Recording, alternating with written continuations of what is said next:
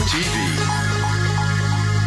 All right, good morning, everybody. It's me, Majora T, and I'm here with my tea. Oh, wait, it's Games with T. Sorry, I'm used to tea as well. I apologize. What you drinking? It is typical, regular English breakfast tea. It's early in the morning, so very appropriate. Ah, yes, the English breakfast tea.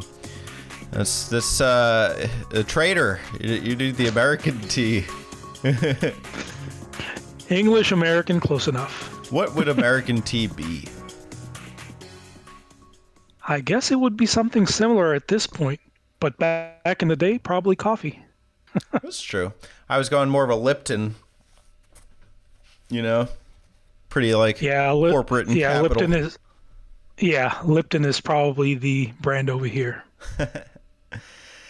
What's up, Aman? We got you back.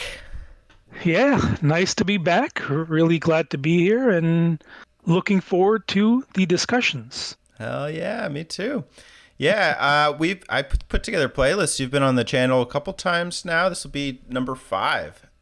And awesome. Yeah, we've talked about some Go ahead. Yeah, as a matter of fact, just as you are recording this, I was watching one of your episodes from yesterday and really was enjoying some of the topics that were being brought up. And my topic was influenced by what you guys were talking about yesterday. So really looking forward to that. Excellent. And just for viewer reference, he's talking about the episode with Alex from TurboZone. This episode will be scheduled around a week later. So today is today's last week. Yes, it works differently in the YouTube world. The time changes. Before we do go any further, I just want to shout out your channel, Games with T. Before I do that, why don't you tell the viewers what you do over there?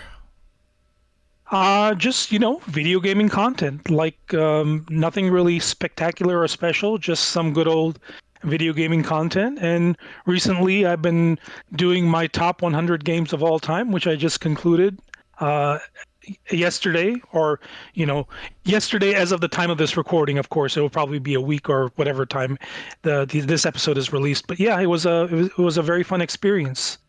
I can only imagine sitting down and listing out my top 100 games, like to even figure out what they are.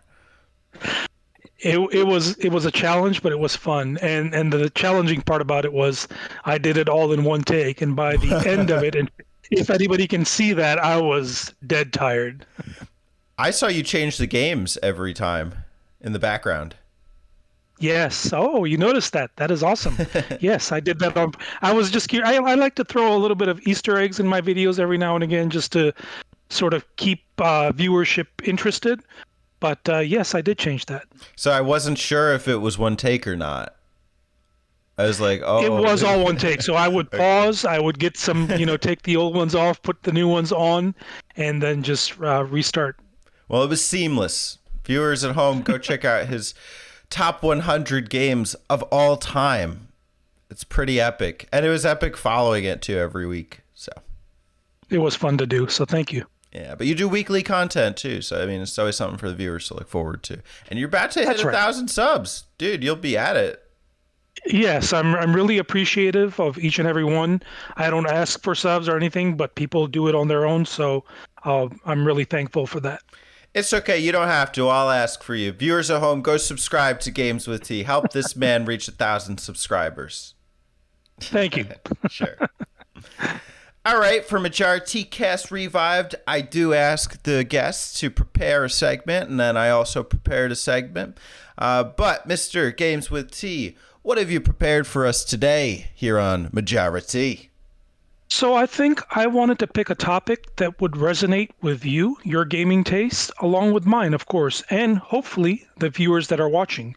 So what better company to talk about than good old SEGA? So today's topic, I wanted to discuss Sega, but not necessarily a particular franchise or particular game, but more of an evolution of the company, how they evolved from a hardware manufacturer, then switching over a drastic change, in my opinion, a business, decision on their end to go completely software based, and where they are today. So I wanted to discuss that and basically get your take on your thoughts on Sega as a whole, and if they have improved, gone back, or for from your perspective, have they gotten better as a company? Of course, as somebody that provides games for your interest.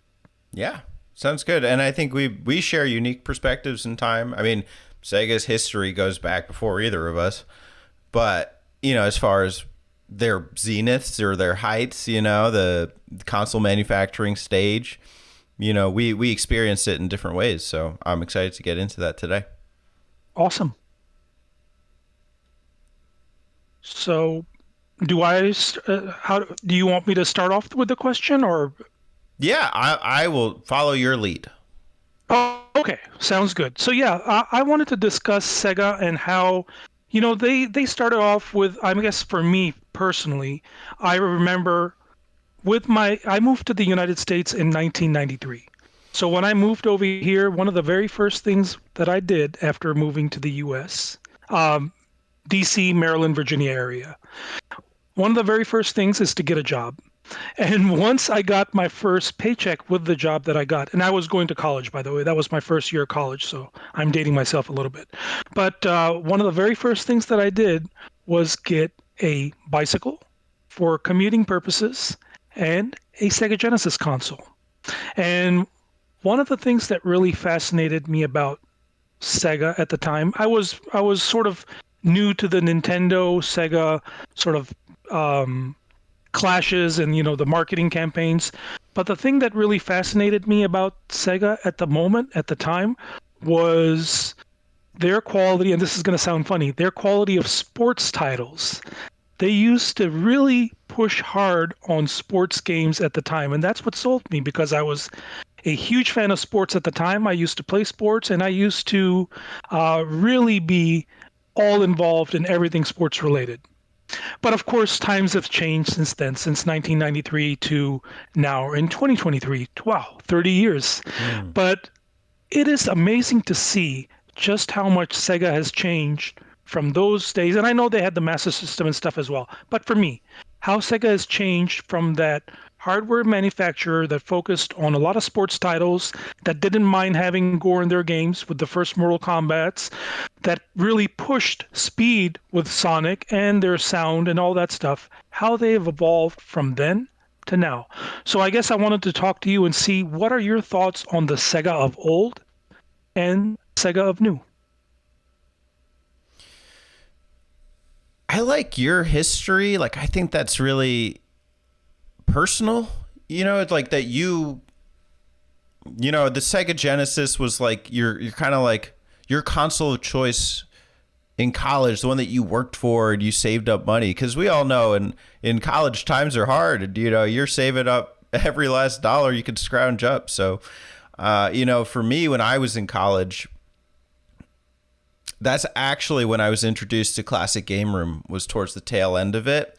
And I hadn't, the only console I owned in my entire 4 years of going to school was my N64 that I went back home and I transported back with me to Hawaii.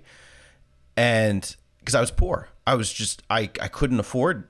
Actually, you know what? I did buy a Wii Mini. I bought a Wii Mini because I could not afford a regular Wii, and Nintendo was selling it for $99, and it basically ended up being a gimped Wii, and the joke was on me kind of, but it was actually pretty cool. But anyways, doesn't matter. I sold it later. But being introduced to Classic Game Room on YouTube drove me, one, to make video reviews of video games, and two, to get into classic gaming. Mark loved the Genesis. This is like the console, like kind of like the budget console choice. Yeah, he likes obscure stuff like the Vectrex or maybe some TurboGrafx stuff, but like the Sega Genesis was a very nostalgic console for him too, and to hear him share those memories made me go out and buy my own Sega Genesis and import it from eBay or some seller or something, and it came packaged in with. I think I got the Sega Genesis 6-pack. I had Sonic 1. And I just, I loved going and experiencing these 90s games. And another part of that was nostalgia. I had played some of them at a friend's house growing up. And I had distinct memories of Sonic 3 just being the coolest thing. The music sounding so cool, funky, kind of get that Michael Jackson sound effects. And it was like an endearing console to me. Yeah, the Super Nintendo was kind of like always this like fantastic thing, like this obscure system that I wanted to get into, but it was never realistic. The Sega Genesis was realistic. That felt like an American brand console, Sonic, the attitude, And so, I mean, while I have the respect and admiration for Nintendo and Nintendo titles, Sega has been close to home in a lot of ways. And I remember a couple sports titles, a lot of NHL games being really good, NBA Jam.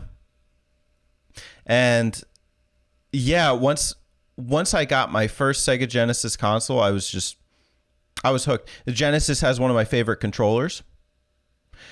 I think it's timeless, and even on my Switch, I still have I got a 8-bit though Genesis wireless controller to play through some of the retro games. So I think that their legacy has left an impact. It's left an impact not just on hardware, but also on video games, beat 'em ups, Streets of Rage 4, and I attribute a lot of like my appreciation for video games as a whole to Sega. And yeah, I am very nostalgic about the Genesis days. Once you get into later eras, the Saturn was not successful over here. Talk about feasible. It's very infeasible to be a Saturn collector or player or emulator even. I've just given up. I've given up the idea of ever playing Panzer Dragoon Saga. I've given up the idea of ever playing Burning Ragers in a localized way. It's not possible. It's cool I got to play Knights or whatever and the 360. But I think that there are pockets in Sega's history, as well as video game history as a whole, that have been just kind of swept under the rug. Like, we know these as like endearing and beloved titles, but we can't collect these. The layman can't go out and buy Panzer Dragoon Saga or even a Saturn, and then to get all the HDMI hookups and everything. It's just, the more I get into Sega, the more I realize I can't get into Sega. Yeah, that's a very interesting perspective. So, I mean, absolutely, I share the same sentiment as you about, the history of Sega. And like I told you earlier, how I got introduced to the brand of Sega and gaming. And that was such an eye-opener for me. But yeah, I agree that, as companies, sometimes you are sort of torn between the things and actions that they're taking. If they're making some of their classic games more accessible to you. And I think personally, Sega has done a pretty solid job, with their collectibles, not collectibles, but the compilation discs. Sorry, that's what the word I was looking for. The compilation discs, which basically have a bunch of games on that are pretty fairly accessible to you, the player. Of course, they have partnered with Nintendo with the online subscription service, which I know is a different topic, to allow you to play some of their classics, not all of them. And obviously, they also have come out with hardware in the form of those mini consoles that the fad died off, I guess, if you will. But I mean, they did try to make a lot of their games accessible to many of the people that not only probably were passionate about them in the past, but may find some entertainment or may get some entertainment, for people that have never experienced those games. So I do, appreciate that. However, like you have said, there are certain games that are just simply inaccessible and kind of, I wish they did have a bit more accessibility. Some of the Saturn games, some of the some of the Dreamcast games, and it is sort of those games are locked in history. The 32X comes to mind, Sega CD. Also, just those types of games are hard to come by, hard to get access to, and even emulation is not a good solution. So there is that with the history. However, as with every company, they have to make decisions. They have to make decisions on whether to stay in the past or look more towards the future. And it's really Sega's future that has fascinated me. And it's one of many Japanese companies that I follow really closely. And it's just a fascinating case study. It's a fascinating way of seeing how companies have progressed from their initial state and how they have evolved into what their business model for today. It is something that can be inspirational depending on your perspective, of course, or can be, something that disappoints you, saddens you. And for me, as I have seen them evolve from obviously the Genesis all the way to the PlayStation 2, which was primarily, for me, the console that really started pushing some of those Sega games out there in software format, not necessarily as a hardware, because at that point the Dreamcast was pretty much all but done. Then, of course, the Xbox comes along, and you see a very strong partnership with Microsoft that they form in bringing some of their beloved titles like Crazy Taxi, etc., to Microsoft. And then, of course, from then on, they start building relationships with other Japanese companies. For example, Platinum Games. They published I want to say Bayonetta, Mad World on the Wii. You mentioned the Wii. They also brought some other games like Anarchy Reigns. Vanquish was a very big one. They worked with Platinum Games on that. And then, of course, their own internal studios. You see the Sonic from the 360 era. It has the highs of the Sega Genesis, and then all of a sudden drops significantly during the Xbox 360, PlayStation 3 release with some of their Sonic games. But then they don't give up. They sort of say, okay, we're going to continue to work on this brand, and they get a lot better. Even recently, Sonic Origins that came out is a beloved title. Also, Sonic Frontiers that came out is a pretty good effort on their part. So it's just fascinating to see how they have gone from the highs, lows, changing from hardware to software model, and doing the business practices and building games that they're making today. So I guess the question for you is, are you satisfied with the Sega of today?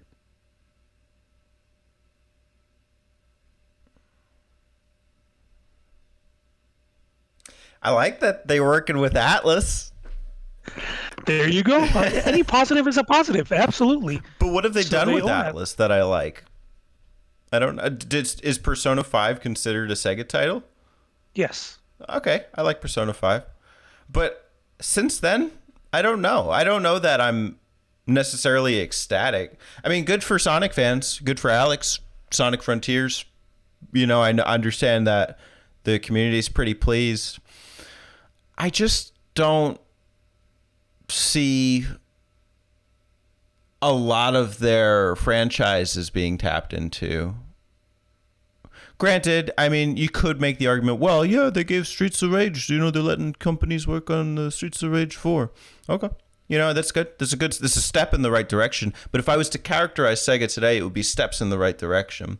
I do like the Yakuza franchise, although it is getting milked to a point where I'm kind of just, I don't know, it's so much to even get into at this point that there are multiple Like a Dragons, and when I still need to play the first one, I don't know. I want more diversity in the titles that come out. Like I want spaceship shooters. And I understand that maybe some of them are Tengen and Toplin, arcade games. I want more Sega Ages games. I want a Saturn service.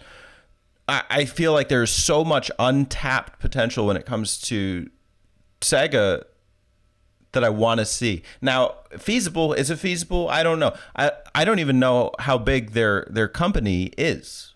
Like, is it a big company? It's definitely not on Nintendo's level anymore. Are they a fraction of what they were?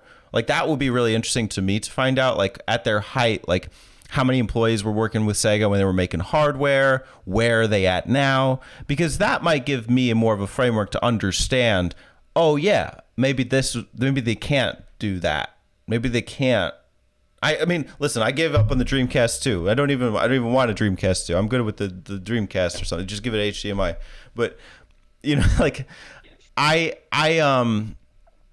just don't know. I don't know what is their current situation, and I feel like that would give me a better framework for creating more realistic expectations of what they can do.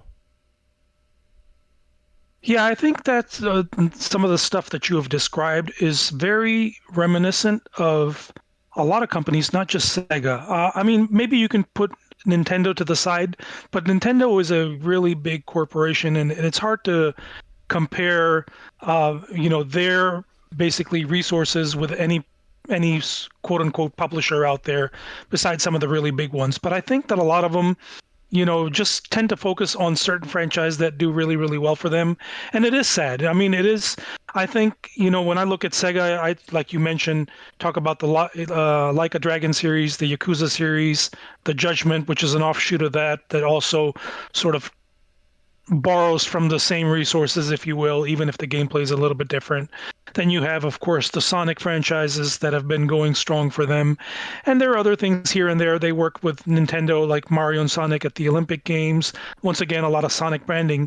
But I feel like the main risk taking and main, I guess, innovation that Sega had, besides when they were making their own hardware consoles, came at the latest point with the Xbox 360 and PlayStation 3 era of consoles. They had so many games, the aforementioned Bayonetta, Mad World.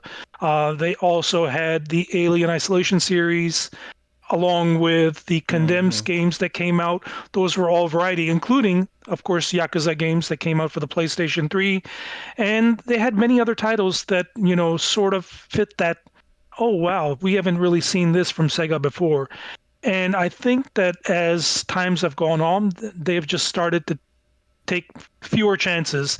One of the franchises that I really enjoyed from the same team that built Yakuza was a game called Binary Domain. I don't know if you played it or not, but they were the ones that built that game, and they have just left that franchise out to die pretty much, which is sad because the game had a lot of potential.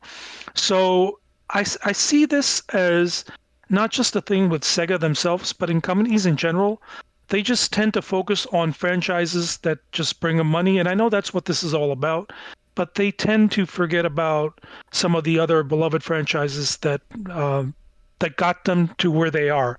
And I wish they would, put a little bit more effort or flexibility in terms of, if they can't do it themselves, maybe have somebody else make a game for them. If I don't know all the business decisions that go into that, but something that I wish they would perhaps leverage a bit more than what they do. But overall, I think Sega, to me at least, as a company, has done fairly well recently, even though, yes, besides the Persona games, besides the Yakuza and Judgment, there's not much going on. And of course, Sonic. But the games, at least, that they do produce are of a significant quality. The Shin Megami Tensei 5 series, or Shin Megami Tensei series, has been very interesting to follow. Persona games, very popular now.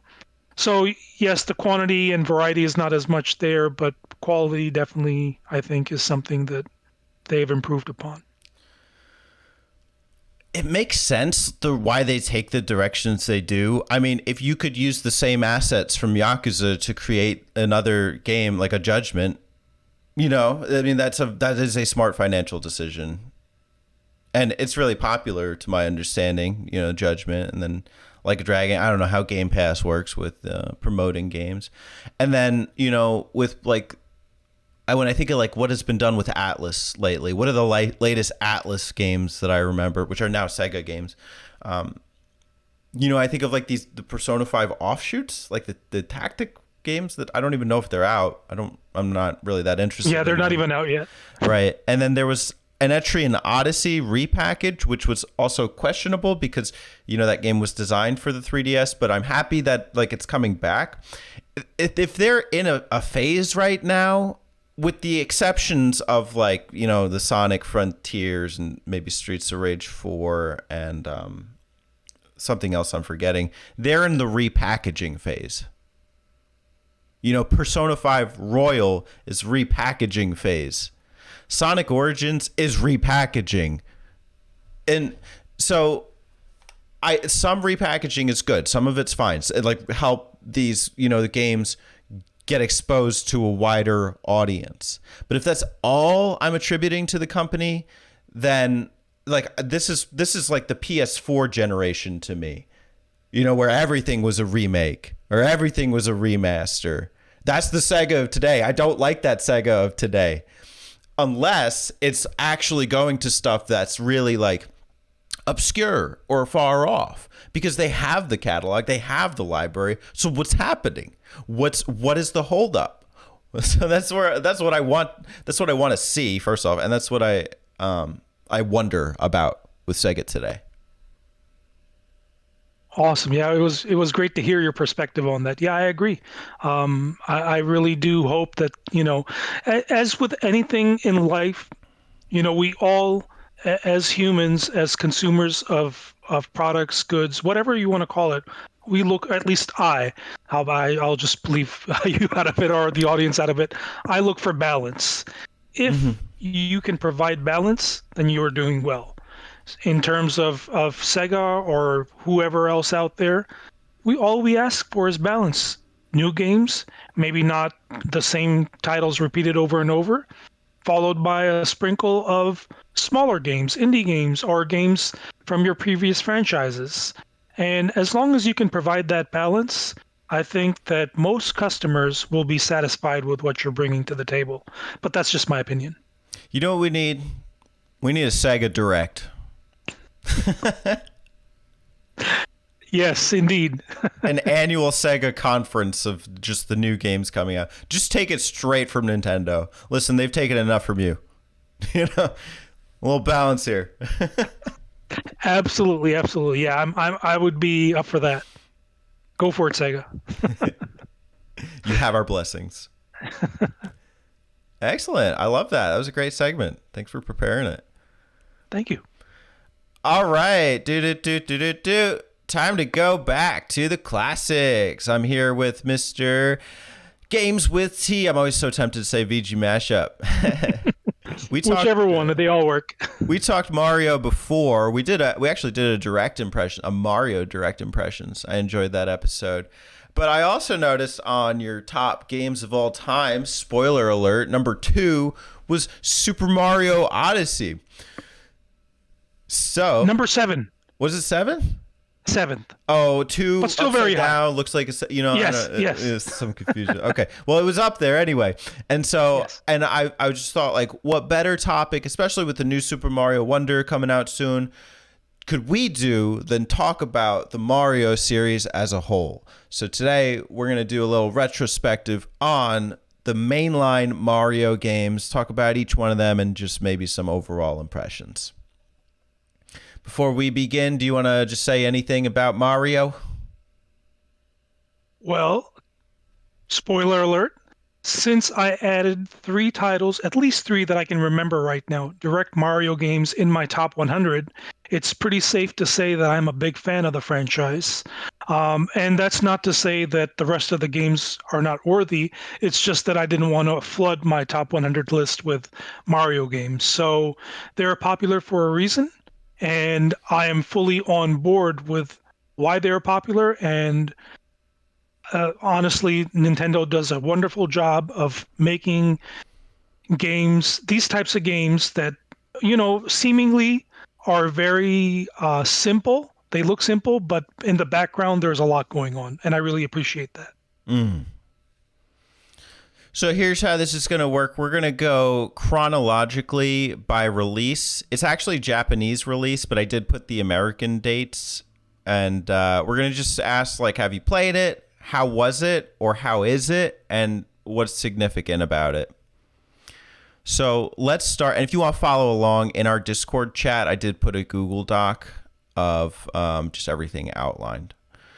But the first one is the first mainline Mario game is none other than Super Mario Brothers for the Nintendo Entertainment System. It released in the US in September of 1985. Sales, it sold 40.24 million units with the NES. So, have you played it? Absolutely, I have, and I really enjoyed it for the time. But if you don't mind, I'd like to go back even further with my very first experience of Mario, not in this game, but with a Game & Watch Donkey Kong that I got way back in the day. I was living in Karachi at the time, and I begged my father to take me to one of the stores, one of the local electronics markets over there, and we got a Donkey Kong Game & Watch that featured Mario in there, I believe, as the villain. I'm not 100% sure, but I think he was the villain. So from there, then moving on to Super Mario Bros. On the NES was a very eye-opening experience, a difference. Now, I played Super Mario on the NES way later, way later, but I was aware of the game. I saw a lot of coverage on it, even when I would go in stores, even though I didn't have a Nintendo, like you mentioned, you could only afford one console, so I went with the Genesis. I couldn't afford Nintendo. But even walking through the aisles, Toys R Us and stuff like that, you could see Mario present, kiosks playing the games and stuff like that. So I did experience it that way. But yes, I did eventually play Super Mario Bros. And I really enjoyed it. Excellent. This is before my time, so I can't tell you where I was because I wasn't, when it released. But I do think that it's the first, I don't remember exactly. I think it's the first Mario game I remember or have any experience with.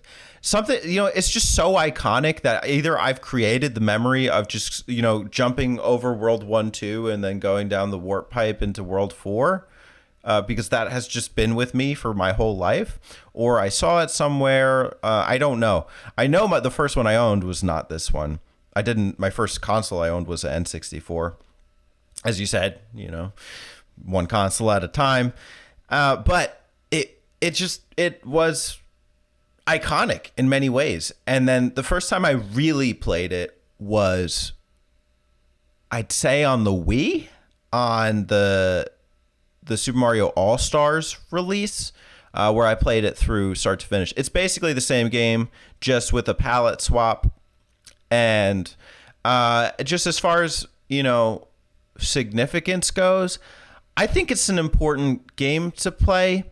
It's not my favorite in the series, or even out of the 2D ones, but for what it was, there had to be a Mario 1.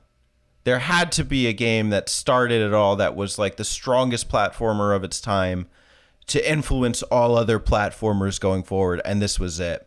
It's a little stiff by today's comparisons. I almost get Mega Man vibes from it, with sometimes like how Mario can just like fall, but I think everybody should experience the first Super Mario Brothers. 100%. Yeah, it's very fascinating. You think of the original iconic places or stages of the game, and I only wish that I was there from the beginning, because obviously I learned way more about Mario as time progressed. But you have a piranha plant coming out trying to eat you, and then all of a sudden one of those same pipes, you go down to a secret level. That's such a fascinating concept for somebody that has never experienced a game like that before, coming from the Atari or whatever. I can only imagine the excitement and awe as you're playing a game like that after some of the Atari games. Yeah, totally. Well, speaking of adventure, we're going to adventure on to the next mainline entry for the States. I am skipping Super Mario Bros. 2, The Lost Levels. I don't think it's worth talking about. It's basically Mario 1 plus. So, Super Mario Bros. 2 released for the NES in America in October 9th, 1988. And I don't have the date up, but I believe what I saw is that it came out 2 years earlier in Japan in 1986. As far as sales go, this game is the 4th best-selling game on the NES with 10 million copies sold worldwide. So, have you played it? Absolutely.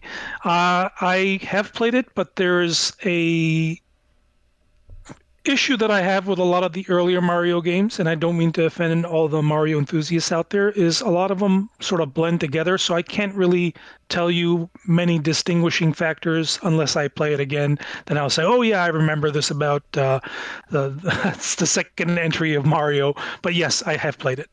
Well, a little did you know fact. Did you know that Mario 2 is actually Doki Doki Panic reskinned? Because, okay, every YouTuber has said this.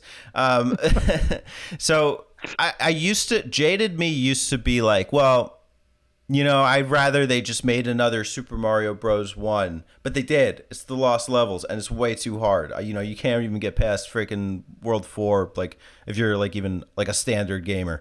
So I don't hate this one. I've played it on the Game Boy Advance through to most of the end. And again, the Game Boy Advance version is basically the same game. There's not any drastic overhauls as far as like level design or gameplay goes. Birdo has a voice. It curses you out. It's weird. But I like the concept, and I like the lack of time limits. It almost does make it feel more of an adventure. Some of the character design is wonky. It's like the introduction of Shy Guy as like instead of Goombas. So as far as like significance goes, I think this game was pivotal in designing some of the Mario staples that we see today, especially as far as spin-offs go. The game in and of itself is technically the first Mario spin-off. I don't go back and replay it a lot. I know you could play as Peach, Toad, Luigi, Mario, but they all feel just a little off to me, and I never got the full groove of it. But my opinion has changed. I used to be like really like against this game, you know. I feel like it was overblown a little bit, but I do think it's a decent game. Let's go next to the last of the NES trilogy, Super Mario Bros. 3 for the NES, released in America February 12th, 1990. This is the 3rd best-selling NES game with more than 17 million copies sold worldwide. Have you played it? So here comes my pile of shame. No, I have not played Super Mario Bros. 3. Although I probably have inadvertently played some levels through what's the word I'm looking for? Through certain remixes and stuff from some other games within Nintendo's franchise, but this particular one, no, I have not played. Do you know anything about it? Oh man, I'm drawing blanks right now. I'll fill you in then. All right, so it's got the Tanuki suit, which is the raccoon. This is where that started. So you know you can run, and there's like a little power up bar, and as far as if you run for a certain amount of time, you can jump, and then he starts flying over a level. So that's a good way to kind of cheese through the game. It was the introduction of the Mario Overworld map. So like where Mario like can go. There's multiple paths you can go, and then there's like 8 worlds. It's got the airships. It's got the Kid Koopas, like the little Bowsers. So this one is a lot of people's favorites. It's my personal favorite of the NES trilogy, maybe my favorite 2D Mario game. So I don't know if that rings any bells, but if it does or doesn't, do you have any interest in playing it? 100%, yes. So it does ring a lot of bells. You know, the obviously some of the stuff that you've described is like I said. You know, even though I have not played the game personally, a lot of those concepts that Nintendo introduced in this game have sort of moved on to some of their other games that they have brought later within the Mario universe, and that's pretty neat. But yes, this unfortunately is one of those games where I just have not gotten around to it. But yes, I'm very interested. Cool. I've only beaten it once, and you know my memory's a little foggy. I played it on the 3DS Virtual Console. I would like to play it. You know, I have an NES now, so maybe I'll play it that way. But also the Switch Online service is good for that. So, you know, classics. Speaking of classics, we're going to go next to the Game Boy. We're actually going back in time because in America, we got this one first. I think that maybe what happened is Super Mario Bros. 3 came out earlier in Japan. But Super Mario Land on the Game Boy released in July 31st of 1989. The game sold very well. And by the way, all these sales and other information is from the Mario Wiki. They made a point of every time I copy pasted this to remind me and say that's licensable under the Creative Commons. So there you go. I'll put a link in the description. But it was the 4th best-selling Game Boy game with over 18 million copies sold. Additionally, it's currently the 10th Super Mario game with the most sales overall, as well as 6th best-selling portable Super Mario game. That's weird because they group in the Switch for that, and the Switch is more than just portable, so I don't love that assessment. But Super Mario Land, have you played it? So let me tell you a fun fact about Game Boy, Game Boy Color, Game Boy Advanced. For the very first time this year through Nintendo Switch Online, I played and beat my first ever Game Boy game. And that happened to be Kirby something something. I don't remember what it was. But that is my history with Nintendo's portable consoles. And there's a reason for that too that we can discuss later on. But the point is that, unfortunately, even with my top 100 list and stuff that you've seen, there's not a lot of retro coverage, and this is one of the reasons why. I just wasn't exposed to it at the time. I never played this one. Yeah, so that makes sense. Never played it. I wanted to, but I understand that it's the weaker of the Game Boy games, and it's only an hour, and it's on the service, so maybe I will play it. I'm not that interested. I mean, it looks kind of dated by Mario's standards even, so.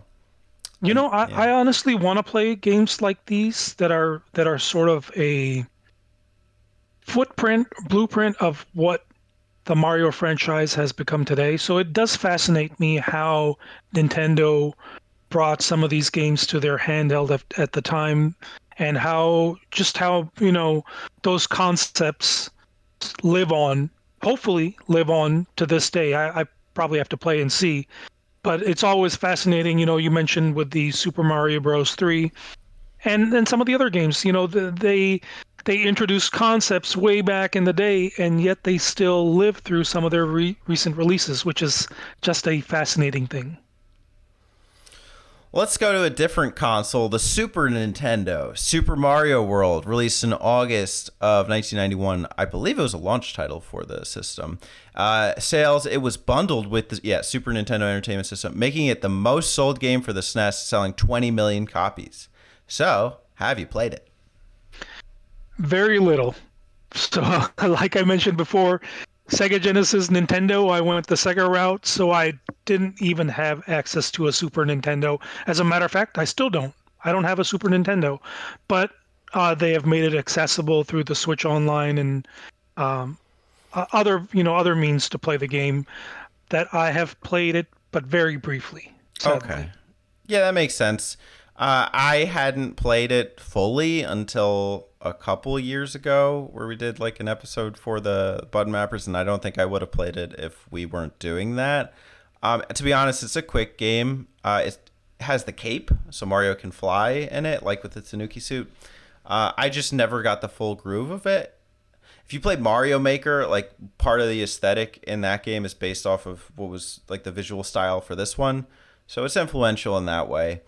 But yeah, it's not my top Mario game by any means. I know you're not big on the Game Boy, but this will be the last Game Boy game, promise. Super Mario Land 2, 6 golden coins, November 1st, 1992, and sold over 10 million copies. So I'll ask, I assume you didn't play it, but do you know anything about it? Yeah, so no, and I'm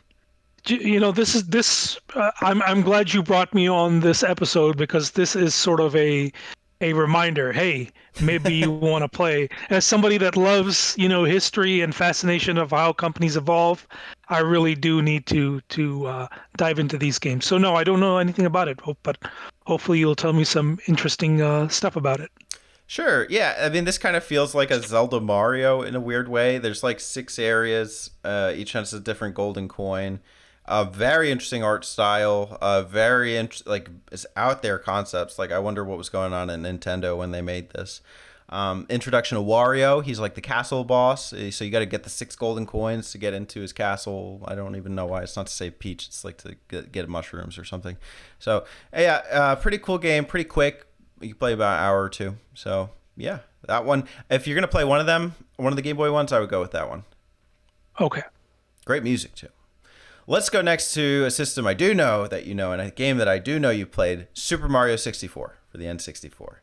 This one released in Japan first in June of 1996 and in America in September of 1996. It is the best-selling game for the N64, selling 11.62 million copies worldwide. Tell me, what do you know about Super Mario 64? I know quite a bit. So now we are getting into the territories where I can actually talk about Mario with a little bit more expertise, quote unquote. But yes, I have played it, and let me tell you another story to share with this. So I am a former Navy guy, and I was stationed on one of the ships in Virginia, and myself and some of my crewmates were big into the N64. A lot of the people were primarily PlayStation, but some had N64s. And what was really interesting is I never owned Super Mario 64, but they did. And I was more into the Star Foxes and stuff like that on the N64. But when I sat down and initially started watching them play Super Mario 64, that was one of those times where I said, man, I really wish I had this game instead. And it was a close to launch title. I don't remember. I think it was a launch title. But it was so fascinating. What an introduction to 3D Mario. I know by today's standard, you can say, okay, it hasn't aged all that well, even though I think there's a lot of charm to be had. But back in the day when 3D was just starting off, it was a really fascinating title. And I played it, I watched it, I did a lot of things associated with that game, and I really have fond memories of it. Totally. It's got so much personality that I think even today it's worth exploring and experiencing. Just the systems, like it's so satisfying to just go in and collect stars. Every star has a story. It has a name, and every world has its own signature, features and a boss. Like the second one has a giant thwomp on top of a castle, or the first one's got King Bob-omb. It's so many cool things like that. I do think towards the latter half of the game, it starts to feel like, oh, did they do this already? But it's really an adventure. Fighting Bowser 3 times, even though I hate the mechanics of trying to swing him onto the exploding bombs, it's such a cool adventure. Every time you go into the Bowser warp pipe, and the dramatic music plays, the music of Super Mario 64 is iconic. The exploration's great. Yeah, the camera has 8 directions, but I think it works well enough. Absolutely. Yeah, for the time it was simply amazing. I just remember the very first moments where you sort of warp into these pictures, and through certain events you're sort of sliding down these little paths and mazes collecting coins. It's such a fascinating, these little things that I remember that just kind of put a smile to your face. Oh, totally. Back in the day. That's a huge development, because up to that point, what's the biggest adventure? Super Mario Bros. 3, I guess, maybe Mario World, but those were still like overworld map exploration. They hadn't even dreamed of having a castle, or even just walking around the castle is an adventure. So that's very, important. very much so. Yeah. Speaking of adventure, who doesn't love a little sunshine in their adventure? It's Super Mario Sunshine for the GameCube. Released in July 19, 2002 in Japan and August 26, 2002 in America. It is the third best-selling game for the GameCube. It sold about 6.3 million copies. Have you played it? So remember when we were talking about piles of shame? Here comes another one. Unfortunately, GameCube is probably one of those systems that I just don't have a lot of exposure to. And Mario Sunshine, I know it's a terrible excuse because the game was re-released on the Switch, which I do have, but I just never got around to playing it, sadly. But I really do want to. You should. It's a beautiful game, great aesthetic. I think Terry played it just like a year or two ago, and he had a really good time. And if Terry has a good time, that's got to say something. So I love this game. It's a childhood favorite of mine. Just the idea of like this tropical setting, it's so cool. And I don't feel like there's much to say other than play it. It's That just comment, what you just said about Terry, that has made me that has convinced me I have to play it now. That's so funny. I started laughing. good enough. That's all we need. Terry Yeah, saying that's approve. all we need. Yes. Now I have to play it to see why he enjoyed it. There we go. All right, let's go to the DS. New Super Mario Bros. DS, released in May of 2006 in America, then May 17th of 2006 in Canada, then May 25th, 2006 in Japan. I guess they didn't really care about this one.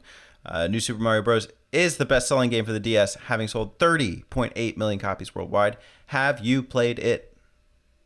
So I was a late adapter to the Nintendo DS. However, one of the very first games that I got with my Nintendo DS was this particular title, and I really, really enjoyed it.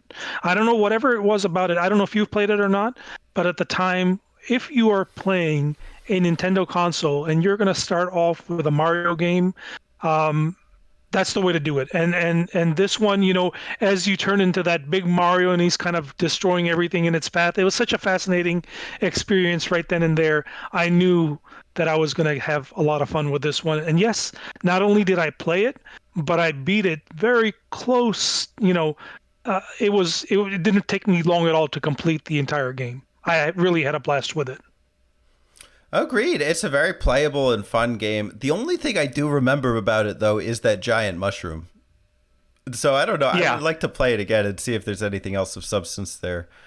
Yeah, but I mean, once again, for me, like I said, it was not only just playing that Mario game, but also the fact that it was a brand new console. I just gotten the DS, and that was the very first game that I started with, and it was just a match made in heaven, I guess, if you will. So yes, but I do have to replay it again because I bought my DS long, long time ago, and I haven't played it since. I think that's an interesting point. Is that yeah, for a new system, like it's just that was a really cool experience. I think for me that was more like Mario Kart DS, but I do think that there's merit to the Mario on the go. One place she's going is outer space. It's Super Mario Galaxy, released for the Wii. First in Japan, November 1st, 2007, then America in November 12th, 2007. Super Mario Galaxy is the 8th best-selling game for the Wii, selling 12.72 million copies worldwide as of September 2017, and really recently, 2021, 12.8. Have you played Super Mario Galaxy? Yes, I have, and I really liked it. However, I will say that there are some aspects of it that I don't like as much as others. Um, maybe it's just the camera angles that get me a little dizzy when I'm playing the game because the rotational thing that's going on within the game. But I do like the adventure aspect. I do like the outer space aspect, and some of the levels that are more flushed out are really, really well put together. So all in all, I do like Mario Galaxy quite a bit. Yeah, I think I played it back in the day on the Wii, and I remember it being like a very significant game and kind of like just a grand experience. I think the orchestral, like just zooming off into space, like it almost felt revolutionary in a way, which is apt because they used to call the Wii the Revolution before the Wii. But it felt that way in the same way that Mario 64 kind of feels like a wow, like a groundbreaking experience. I just don't know that I really care for the experience as much as I care for like Mario 64, because Mario 64 is already like exploring space. It's just, but now they're really leaning into the space and the planet concept, which I don't know. I mean, it almost seems like they're just doing it for the maybe because like it matches with the Wii and the motion controller or something. But I don't hold this game in the highest regard. I did replay it recently for the Switch, with the All Stars game, but I'm not fully invested in it. Yeah, there's like I said, the camera angles did get to me on it at times. I think that the way your character rotates around, that sort of is a bit disorienting, but the actual more fleshed out areas and locales of the game, I think were pretty well designed, and I had a lot of fun with those. I did also play it on the Switch as well, and I'm not the biggest fan of motion controls. However, admittedly, Nintendo's motion controls were on a different level than maybe some of the other people that developed on the Wii. But as a Switch game, yeah, I had fun with it. Not, I won't say it's my favorite game, but definitely I have fond memories of it. Good. We'll go out on a fond note. One thing Mario fans might be fond of is a new Mario Bros. Game. And we got a new one. It's New Super Mario Bros. Wii. It came out on the Wii first in the UK, November 12th, 2009. Then America, November 15th, 2009. Then that looks like Italy or the Czech Republic, November 15th, 2009. What is the blue flag with a circle of yellow stars? Well, that one, November 20th, 2009. And then finally, Japan, December 3rd, 2009. It is the fourth best-selling game on Wii, having sold 30.32 million copies as of 2021. New Super Mario Bros. Wii. Have you played it? Yes, I have. I enjoyed it. It's a very capable Super Mario Bros. Game. I enjoyed the use of motion controls in it. I think they did a pretty good job of not making it too overwhelming, but adding enough functionality to make it enjoyable. So that was a fun experience for me. Especially how, so I remember specifically how the Mario would sort of float up and sort of I guess glide, for lack of a better term, throughout the levels. That was fun for me. But yes, I have played it. Nothing like, I won't say it's not on the same level as some of the later Mario games, but I did enjoy my time with it. Okay. I never played this one. I know it's come out on the Mario Bros. U collection. I don't know. I'm not like that enticed by it. Yeah, they're not anything too like for example, I played it on the Wii, but I didn't bother with the Wii U, and I played it briefly. I think there's a Switch port too. I don't know if it's all a continuation of the same game or not. I played a few levels on the Switch, and I just didn't feel the same way, the same passion as I did for the Wii. Weirdly enough, because I think there was a little bit more when they added motion controls that once that was taken away, it made the rest of the game ordinary. Good to know. One thing that was not ordinary was going back to space. Mario's Galaxy 2, Super Mario Galaxy 2, came out on the Wii. Again, a weird thing with the UK and then the US, but it looks like the general release date was November 2009, and then Japan, December 2009. As of July 2010, the game sold 1 million copies in the US and 6.36 million copies worldwide. Have you played Super Mario Galaxy 2? No, I have not. Unfortunately, another one of games that I just have not experienced as of yet. I own it, but that one may just, I think its time may have come and passed. I don't know if I'll ever set up my Wii U again. But if I do, I guess it'll be to play that game. And so before I get rid of my Wii U, I will definitely make it a point to play Mario Galaxy 2. Yeah, sadly enough, if they would have maybe ported it like they did, make it a little bit more accessible on the Switch, I probably would have played it. But yeah, the setting up the Wii or Wii U to play that is a chore within itself.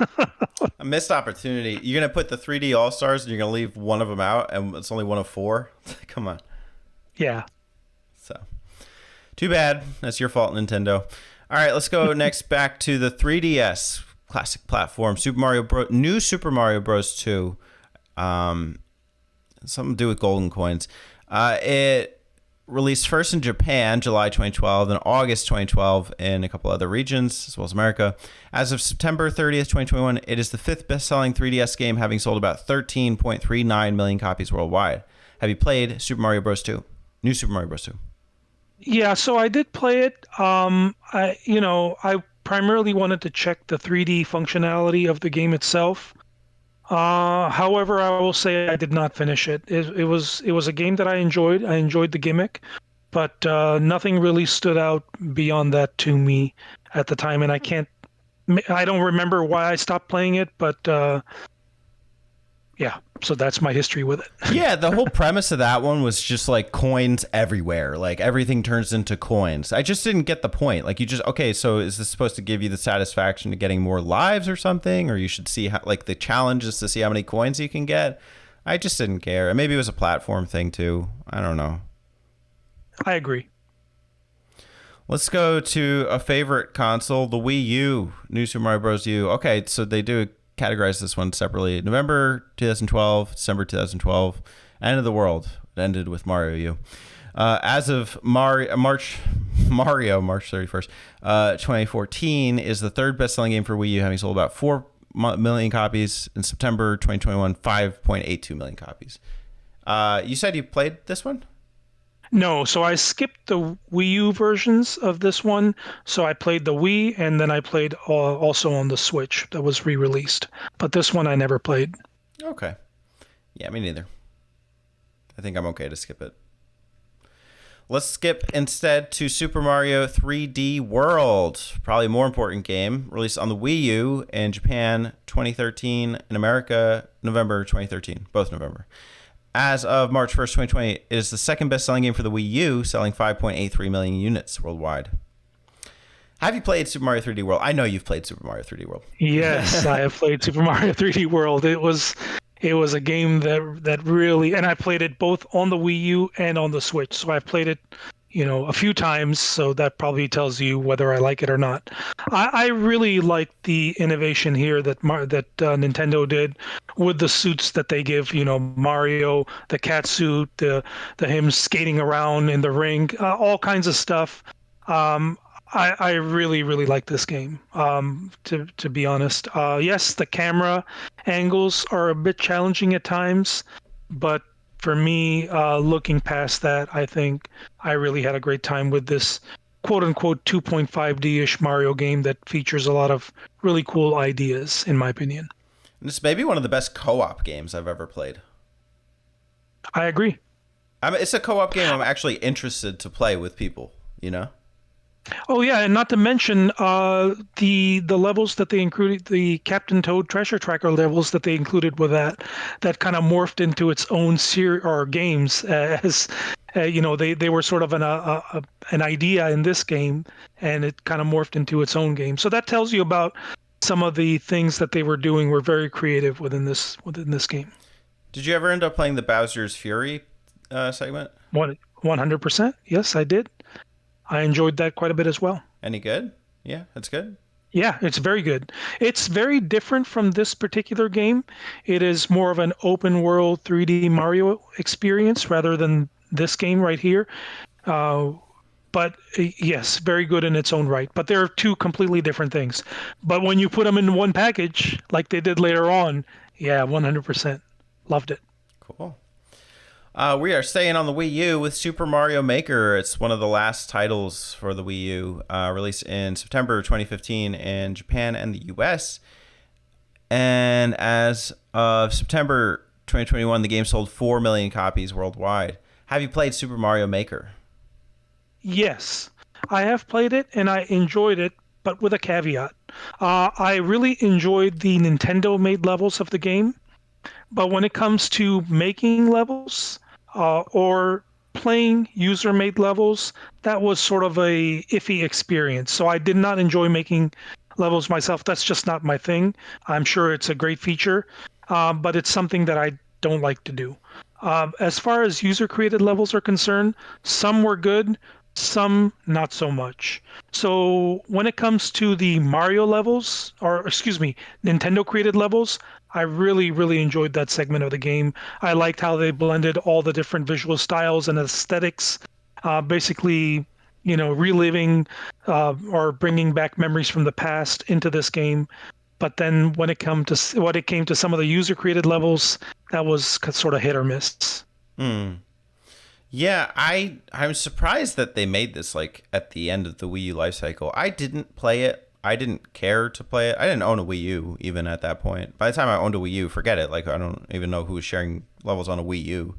But if the whole idea was playing like fan levels, like yeah, they looked crazy, but they looked insane for the sake of being insane, just to add like complicated and convoluted stuff. So at that point I would rather just experience Nintendo's levels, but I would rather do it in like a standalone game. But are you saying that the Nintendo levels alone make this game worth it, or no? I believe so. Yes, they do make it worth it. But if you like to create things, then obviously it's probably for you as well. So you can create levels and then play your levels or share them online. That is just something I've never resonated with. I don't like building stuff. No, It's just not my thing. no, me neither. Okay, I included this one because of significance. If this seemed insignificant, I wouldn't have. But it's Super Mario Run.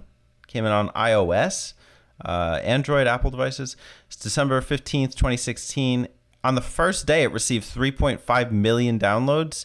And as of October 2018, it's been downloaded nearly 300 million times. Have you played it? So it's funny you mentioned that because I was probably one of the guys that did download it on the first day when they've released the demo of it.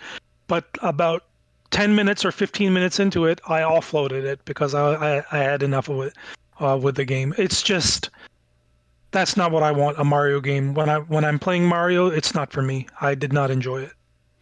Yeah, I did not download this. I did not. It did not seem like something I would enjoy. So I'm glad that's the end of it. Hopefully. Tried it, didn't like it. Let's go to one that I know we both like. It's Super Mario Odyssey for the Switch. This game came out on October 27th, almost entirely worldwide. There were a couple places that came out later. By March of 2023, the game has sold 25.76 million copies. So you've played Mario Odyssey. I've played Mario Odyssey. It's on your top 10 games of all time. What's up with Mario Odyssey? Why is it so good? Well, I mean, if you look at Mario Odyssey as a whole, you are going to see Nintendo, I think, in full creativity mode. And I've always said this about Nintendo games. They are all about creativity. And I think, and obviously, within the worlds that you visit in this game, there are some levels that are more creative, that have a lot more going on than some of the others. But overall, as a complete package, if you are into 3D platforming and you want to experience games in a variety of ways, and what I mean by that is various ways to solve puzzles, various ways to tackle, or not tackle, but I mean visit different locales, different features within games. You have a gimmick where you can sort of possess things. There is a rendering of New York City. There's 2D mixed blended in with 3D levels in very, very creative ways. There's the inclusion of boss battles that, yeah, are not the strongest, but they're still very interesting and at times iconic. And also just the level variety. I think the level variety and how you play, like I remember you're going to whatever the level is called. It's like an Amazon level, and you possess one of these accordion type creatures. I don't know what they're called. I'm sorry, I'm not good with the Nintendo nomenclature. And you kind of traverse different areas that you possibly couldn't reach otherwise. There's so much of that going on within this game. I just absolutely love it. I've played this once and I feel similarly. There's so many unforgettable moments in this game. Just if you say the name Super Mario Odyssey, I'm going to think of like the moon level. I'm going to think of, I guess, spoiler alert for the final boss, but playing as Bowser, I'm going to think of the serenity of that ocean level. I think there's a couple beach stages, but I really, I really enjoy just kind of lounging and cruising through the worlds of Super Mario Odyssey. That's a great space-based adventure one. Forget Galaxy. Maybe you need a Galaxy to make Odyssey, but yeah, I'll take Odyssey any day. It's a very well-made game, yeah. And you do sort of go in space, not necessarily fully in space, but I do like the little touches, like how they add costumes to Mario for the area that is in. I think those little types of touches, you don't really notice it as you're playing the game, but then you really come to appreciate it later on as you're like, okay, yeah, that was a really nice touch. Mm-hmm. For sure. Speaking of a nice touch, you're going to have one for Super Mario Maker 2 on the Switch. Released in June 2019. It sold, by 2021, 7.89 million units worldwide. Have you played Mario Maker 2? I have, and once again, my comments don't change from the original on the Wii U. It's pretty much a rinse and repeat. So yes, I really enjoyed the Mario, or excuse me, keep saying Mario, Nintendo created levels. I really enjoyed those.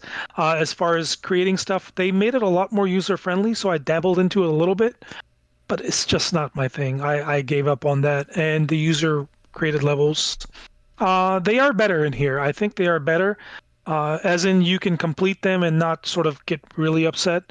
So I will give him that.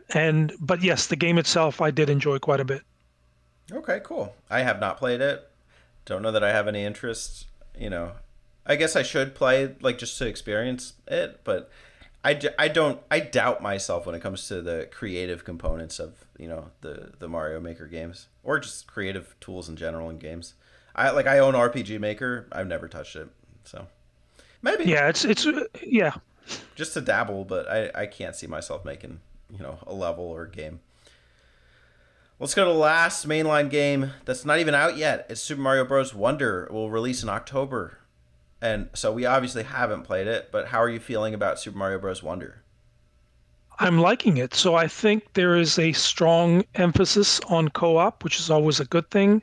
I have heard there's no online co-op. A lot of people, and I'm going to make a general statement, and I apologize if I offend anybody, but a lot of people tend to focus on things that they don't have or they don't get rather than focus on things that they do have or do get.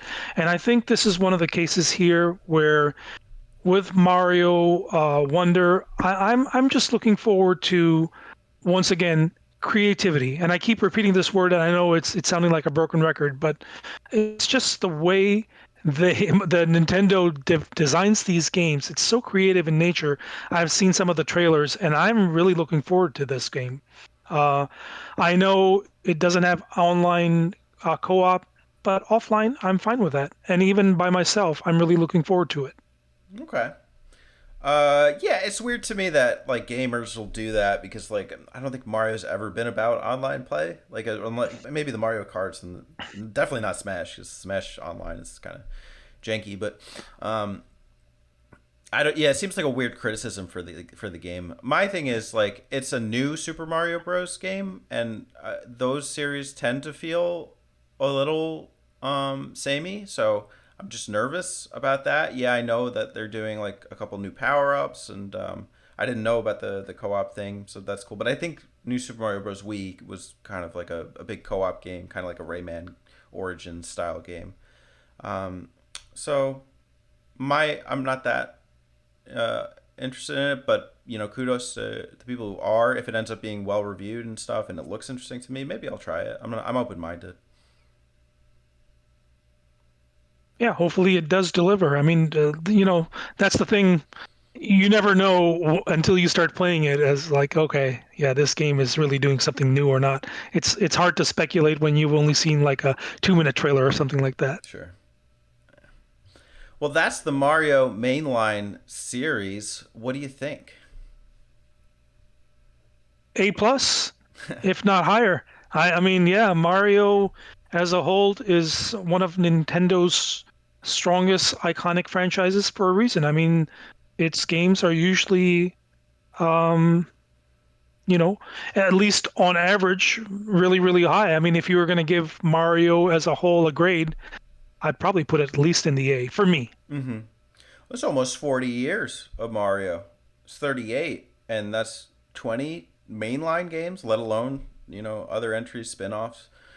Uh, it's really, and if you compare it to something like Pokemon, where the trajectory is kind of like whatever. And similarly, like Pokemon has a game every year. Mario's just has kind of like that stamp of like the gold standard. Like I think of the Nintendo seal of approval that was like going on cartridges back in the day. When I think of Mario, like it needs to be at least this good in order to be a Mario game. And the Mario run obviously is questionable, but they didn't pursue that, so that's a blip. I don't really factor that into a rating for the Mario games. I agree with you. It's like at least an A. I think that there is something there for everybody, and anybody who says like I can't enjoy a Mario game either just doesn't enjoy games or is lying to themselves. So I don't, I'm always impressed with what they're able to muster up there. What do you think about the future of Mario? I'm honestly, so one of the things that I really appreciate from Nintendo is how they have sort of stood the test of time. They have introduced this mascot that is who knows how old by now. I probably should have Googled that, but I mean, he's quite old, and yet very, very significant, very, very strong amongst old gamers and new gamers alike. Now, you can make an argument that maybe a lot of older gamers appreciate him more than some of the newer ones, but I'd like to see the stats on that. I think that the future is very bright. I think with Nintendo, I think one of the things that they have done is the franchises that they have not ignored have continued to flourish. Now, I wish there were some franchises that they put a little bit more time into, but I think when it comes to Mario, not only its mainline games but also appearances in other games, I think people not only don't have a lot to complain about, but also I think they have a lot to look forward to in the future. And I'm the same way. I think a couple of these titles are like more like, okay, we know this is going to make money. Like, here we go. Like, okay, new Super Mario Bros. Or okay, like Super Mario Maker 2. But I think that when I look at the series overall, that they made a game to kind of develop with the platform. Like, you know, Mario 64 was revolutionary for 3D graphics. Mario Galaxy maybe is one of the best examples of, like, you know, a motion control, or even a Wii game. You know, it's probably one of the best Wii games. Mario Odyssey, classic. Mario 3D World, best co-op. You know, so like, I'm always looking forward to what is the big Mario game? What is the new Mario game that's really like pushing the boundaries? And so that's something that I think I would look forward to in the series. I don't think Mario Wonder is going to be it. I don't think Mario Wonder is going to be like a boundary pusher. I think it'll be a good game. But, you know, I think that even though we're not getting it now, eventually, whether it's Mario Odyssey 2 or I can't fathom what a next gen Nintendo thing is, but I know Mario will be there for it. 100%. I mean, Nintendo is eventually going to release a new console, and whatever features that console has, we can pretty much rest assured that a franchise like Mario is going to take full advantage of those features, whatever they are, which we, of course, do not know at the point. But maybe a couple of years from now, when we're having another one of these perspectives, we can discuss that. That's true. Looking at this list, are there any Mario games that you want to try that you haven't tried? Absolutely. Yes. So just for me, I need to play Galaxy 2. I need to play Sunshine. I need to play the games on the Game Boy and Game Boy Advance, if there are any on there. And finally, Super Mario Bros. 3 on the NES. I definitely need to play that. So quite a few. Homework. What I will say about the advanced ones is they're all remakes of prior Mario games. Then I'm skipping those. Yeah, just skip them. You're fine. Some of them may be a definitive version, but even then, it doesn't really matter. So, you know, just any way that you can play them. For me, I don't know. I don't. As much as like you know, I heard you say like the Mario Maker levels by Nintendo are good. I don't know that I'd buy the game just to play them. At that rate, I'd rather just play Donkey Kong Country, Tropical Freeze, you know, or something of that, you know, ilk. You're a fan of that game too. Awesome. I think I'd like to give the new Super Mario Bros. Games more of a try. Maybe not 2. I would skip that one on 3DS, but I would replay Super Mario Bros. 1, and then I definitely need to replay Odyssey sometime. Like, I just casually, even, you know, content aside, just to play it, you know. So maybe this year, maybe next year. Don't know. I have it. That's what I'm doing right now. Excellent. Cool. Well, let's call that a Mario retrospective. Thank you, Games with T. It was a pleasure. It was a lot of fun, and I think we discussed 2 of the biggest franchises. What more could we possibly talk about? Some of the lesser ones. I don't know. Yeah, I guess that maybe some other time. Yeah. This was fun. I really enjoyed it. Yeah, me too. Next time will be From Software and Platinum Games. There we go. Cool. Well, we got time for general talk. Anything you want to, you know, chat about? Yeah, I mean, well, just in terms of the content that you've been putting out, I really do appreciate it. And I think I know you talked about my content, but I wanted to give a shout out to your content that you've been putting out, especially all the Castlevanias and Mega Man reviews. And I know reviews are very, very underappreciated. It's just something that people don't like to watch or whatever the case may be. But as somebody who likes to consume this type of content, I understand as how hard it is, how challenging it is to make this kind of stuff. So I do appreciate that. And I really enjoyed not only the reviews, but it also have now been inspired to play some of these older Castlevania games. So I hope that whatever series or anything, I know your busy season is coming up. I know you won't have as much time, but whatever series it is that you are planning to tackle next, I'm really looking forward to that. And I want to thank you for putting those reviews out. Yeah, man, I've had a blast, and thank you for the acknowledgement. I think what the void that Castlevania has filled right now, as well as Mega Man to some extent, but I'm kind of done with Mega Man for the time being, is that, like, I was doing like spaceship shooter reviews. I just got my plate so full, as far as like the podcasting goes, and then just as far as like uploading content, and that's let alone a career and a personal life. And Castlevania has just been quick bits, So at some point, that series will become too big for me to really invest the same time into. So while I've enjoyed Castlevanias, I think I just enjoy classics more. Makes sense. Teddy, give me a second. My computer just told me that I'm not plugged in. I didn't even realize this. Okay. Give me 1 second before we shut down. Yeah, no problem. Okay, well, I'm not going to cut this out. So viewers at home, it's just you and me just enjoying this moment here in time and space together. Sorry about that. My kids, they unplugged my adapter, and I didn't realize that I was going on battery power. Oh. It just got a warning from my computer. Okay, I think we're held out. Did pretty good. Held out for the podcast. We are good. I'm glad I didn't shut down at the, a very embarrassing moment. So you're inspired to play some Castlevanias? Which ones, or why Castlevania?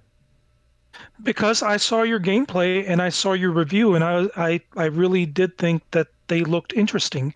So one of the things that I look for when people are reviewing games, people that I trust with the reviews, is I'm not looking for the cookie cutter review. Okay, this graphic. So I'm looking for their personal experiences, and I think you did a pretty solid job of covering how you felt about each and every single one of those games.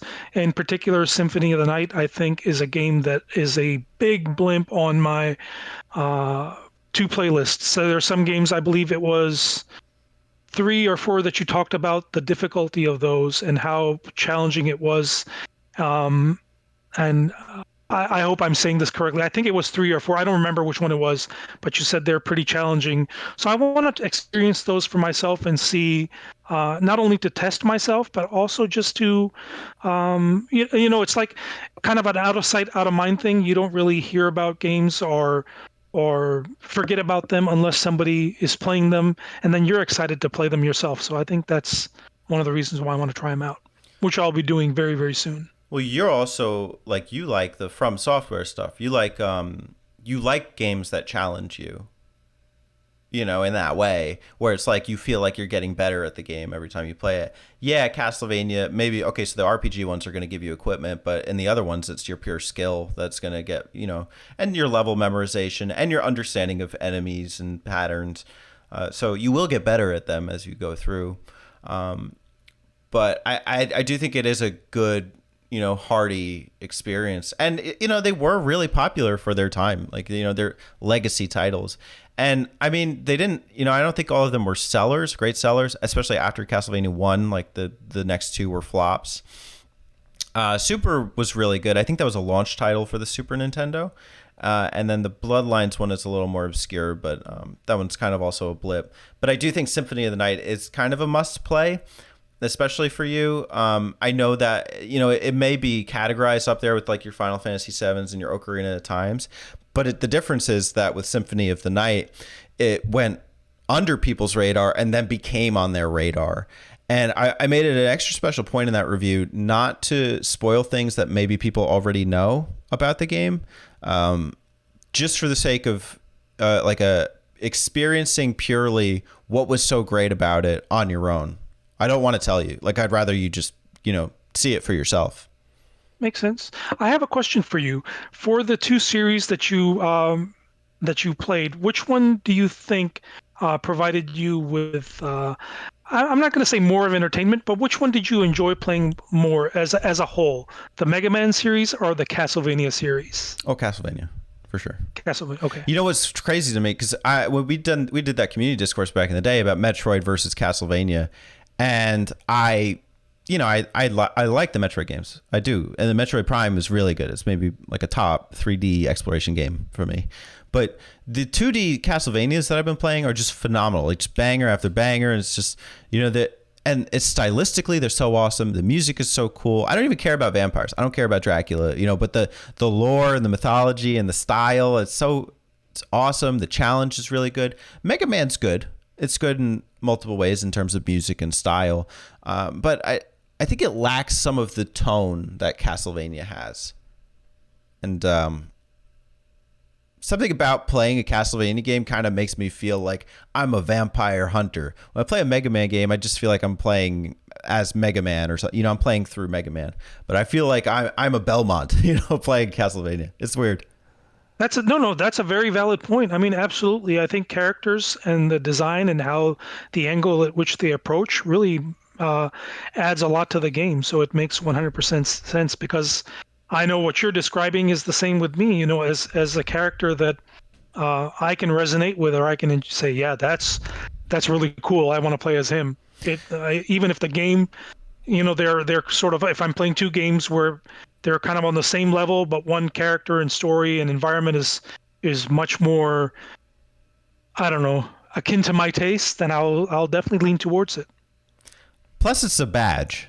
It's a badge of honor to say, I beat Castlevania NES, no save states, or I beat Mega Man, no save states.